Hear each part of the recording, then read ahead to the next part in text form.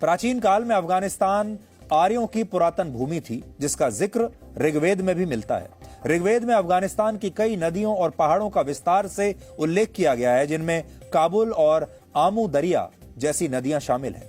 इसके अलावा 700 ईसा पूर्व में इसके उत्तरी क्षेत्र में गांधार महाजनपद हुआ करता था, जिसके बारे में महाभारत और अन्य ग्रंथों में वर्णन मिलता है।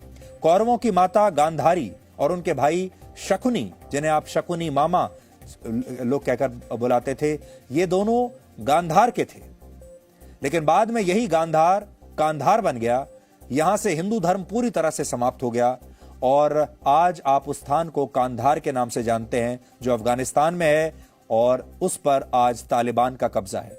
एक तथ्य यह भी है कि 300 ईसा पूर्व भारत में मौर्य राजवंश की स्थापना हुई थी, जिसकी राजधानी पाटलिपुत्र थी, जिसे आज पटना कहते हैं।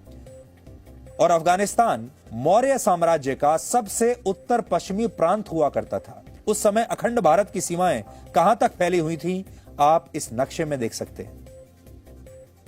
मौर्य साम्राज्य के बाद अफगानिस्तान में कुषाण राजवंश की स्थापना हुई और इस समय भी अफगानिस्तान अखंड भारत का हिस्सा ही हुआ करता था और यहां जो बहुसंख्यक आबादी थी वो हिंदुओं की थी, जबकि इस्लाम धर्म का नामो निशान तक उस समय वहां नहीं था।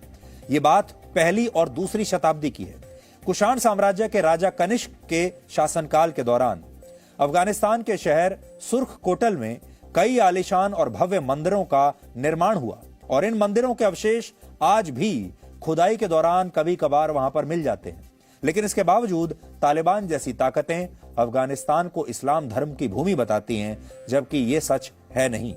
सच यह है कि 6ठी शताब्दी में, यानी आज से करीब 1400 वर्ष पहले, इस्लाम धर्म सऊदी अरब से दुनिया में फैलने लगा और यह ऐतिहासिक सत्य है कि जैसे जैसे इस्लाम का प्रचार हुआ, वैसे वैसे भारत की सीमाएं छोटी होती चली गई। यानी जैसे जैसे इस्लाम फैलता गया, वैसे वैसे भारत सिकुड़ता चला गया। आखिरी बार भारत का नक्शा 1947 में बदला था और उसके पीछे भी इस्लाम ही था, जब पाकिस्तान के रूप में भारत का एक बड़ा हिस्सा भारत से अलग हुआ था। और दुख की बात यह है कि ये जो बंटवारा हुआ था, भारत का नक्शा बदला था, यह भी इस्लाम के धर्म के नाम पर ही बदला था, जब इस्लाम के नाम पर पाकिस्तान का निर्माण हुआ था। यानी तब भी भारत के टूटने की वजह इस्लामिक कट्टरता ही थी। अगर संक्षेप में कहें तो आज से लगभग 1000 साल पहले तक भारत की सीमाएं अफगानिस्तान तक फैली हुई थी और हिंदू धर्म की जड़ें कई देशों में थी। लेकिन धीरे धीरे हिंदू धर्म केवल एक देश तक सीमित रह गया और वो है आज का भारत। और ये सब कैसे हुआ, वो भी आज आपको समझना चाहिए। एक जमाने में अफगानिस्तान का गांधार कौरवों की माता गांधारी का गृह राज्य था और उनके पुत्र दुर्योधन का ये ननिहाल था और यहाँ हिंदू धर्म के लोग बहुसंख्यक थे। लेकिन अब यहाँ मुस्लिम समुदाय के लोग बहुसंख्यक हैं। इसी तरह राजा दशरथ की पत्नी केकई देश की राजकुमारी थी, लेकिन अब ये केकई भी पेशावर बन चुका है। आज आप इसे पेशावर के नाम से जानते हैं, जो पाकिस्तान में है। और यहां भी अब मुस्लिम बहुसंख्यक हैं और हिंदू अल्पसंख्यक बनकर रह गए हैं, जबकि पहले ऐसा नहीं था। यह केकई का देश हुआ करता था। इसके अलावा एक और देश था कुंभा, जहां के राजा थे कुंभकर्ण और यहां भी अच्छी खासी हिंदू आबादी थी। लेकिन अब यह कुंभा काबुल बन चुका है और इस समय तालिबान की सरकार इसी काबुल से चलती है और इस्लाम के नाम पर चलती है खुलेआम। पाकिस्तान में स्थित तक्षशिला भी पहले हिंदू धर्म का बहुत बड़ा केंद्र था। रामायण में उल्लेख मिलता है कि इसे राजा भरत द्वारा राजकुमार तक्ष के नाम पर स्थापित करवाया गया था, जो यहाँ के शासक नियुक्त हुए थे। और चाणक्य इसी तक्षशिला में ज्ञान का प्रचार प्रसार करते थे। लेकिन अब यह तक्षशिला भी रावलपिंडी बन चुका है, जो पाकिस्तान में है। यानी जो हिंदू धर्म आज से कई हजार साल पहले एक बड़े क्षेत्र में फैला हुआ था, वो सिकुड़कर आज एक देश भारत तक रह गया है। और दुर्भाग्यपूर्ण यह है कि भारत में भी अब कई राज्य ऐसे हैं जहां हिंदू धर्म के लोग अल्पसंख्यक बन चुके हैं।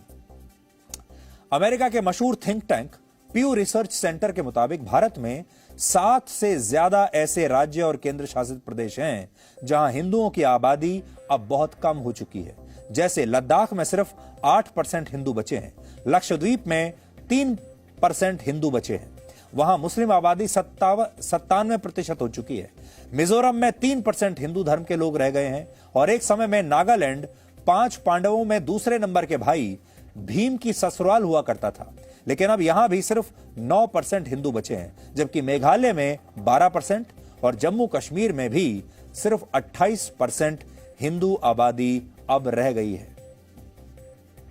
यानी पहले हिंदू धर्म अफगानिस्तान, पाकिस्तान, बांग्लादेश, म्यांमार, नेपाल, श्रीलंका और भूटान में सीमित हो गया और अब जो भारत नाम का एक देश बचा है वहां भी कई राज्यों में हिंदू अल्पसंख्यक बन चुके हैं और ऐसा ही रहा तो आने वाले वर्षों में पश्चिम बंगाल, केरल और आंध्र प्रदेश जैसे राज्यों में भी हिंदू एक दिन अल्पसंख्यक बन जाएंगे, क्योंकि प्यू रिसर्च सेंटर के मुताबिक इन राज्यों में हिंदू आबादी पिछले कुछ वर्षों में तेजी से कम हुई है, जबकि मुस्लिम आबादी उतनी ही रफ्तार से बढ़ रही है। आप इसे भी इस नक्शे के जरिए समझ सकते हैं जो अभी हमने आपको आपकी स्क्रीन पर दिखाया है।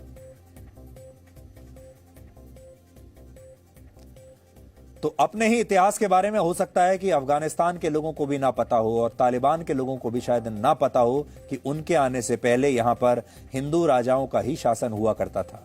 लेकिन हमारे देश के लोगों को कम से कम, और जितने भी भारतीय हैं दुनिया भर में जो हमें इस समय देख रहे हैं, चाहे वो किसी भी देश में रहते हों, उन्हें कम से कम अपने इतिहास के बारे में जरूर पता होना चाहिए। और यह भी पता होना चाहिए कि जैसे जैसे इस्लाम धर्म का विस्तार हुआ वैसे वैसे भारत की जो सीमाएं हैं वो सिकुड़ती चली गई, वैसे वैसे हिंदू संस्कृति और हिंदू धर्म वो भी सिकुड़ता चला गया। और आज स्थिति ये आ गई है कि हम ये भी नहीं कह सकते कि भारत के सभी राज्यों में भी हिंदू बहुसंख्यक होंगे।